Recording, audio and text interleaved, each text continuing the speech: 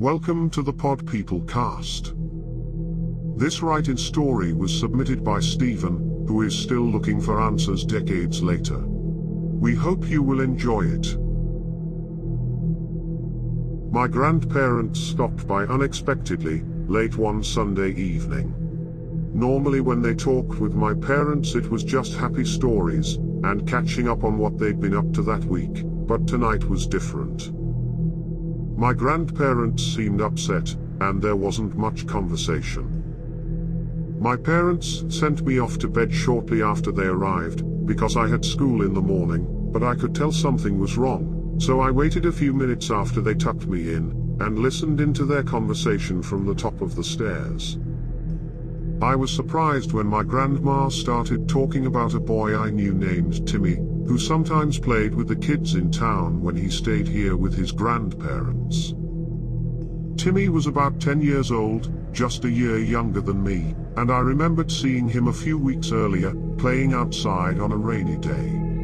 He was a really well-mannered boy, and kind of quiet, so I couldn't believe my ears at what my grandmother said next.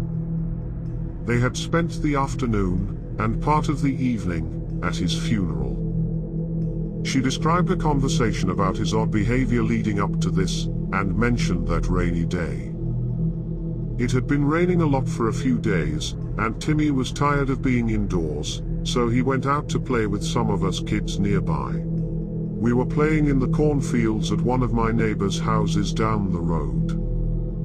Kids who lived out in the country had a lot of freedom back then, but his grandpa had told him not to stay out too long, since it was almost supper time. When they were ready to eat, Timmy had still not returned home. His grandpa went out looking for him, and became worried when the kids said they hadn't seen him in a while.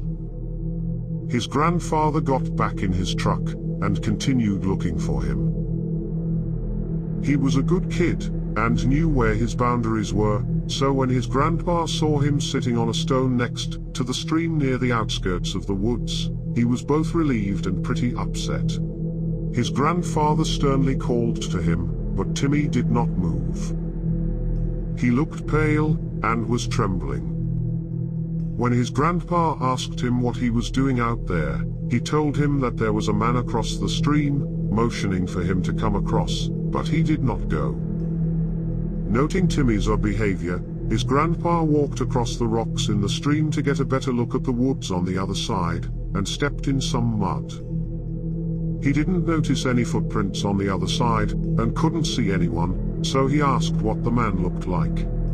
Timmy described the man as strange-looking, and offered no further explanation. But something had really upset him. Baffled, Timmy's grandpa led him back to his truck and took him home for supper. I remembered a few days later, my parents asked me if I'd seen anything unusual in town, or noticed anybody new. I told them no, and didn't think anything else of it until tonight. My grandma told my parents that some of the kids saw a really tall man that they didn't recognize walking down the road towards the woods on the day Timmy wandered off. I thought that was really strange, because I didn't see that. My grandma went on to say that Timmy's mother said he wasn't acting like himself, and seemed like he was afraid of something. Last week, Timmy wandered off again, and his dad went out looking for him after work. When he couldn't find Timmy, he returned home and called the police. Later that night, the police found Timmy's body in the river. According to the police, there was no sign of trauma or foul play. There were no bridges he could have fallen off, and no evidence that he'd hit his head. It was a very slow-moving river near shopping and outdoor dining, but no witnesses came forward. All of us kids in the area knew how to swim. It was practically mandatory because of all the lakes and rivers nearby. There just aren't any answers. I didn't know Timmy that well, but this incident has stayed with me for over 30 years. Thank you for your channel that allows people to tell their stories. Stephen. We would like to thank Stephen for his story. What do you make of Timmy's unusual demise?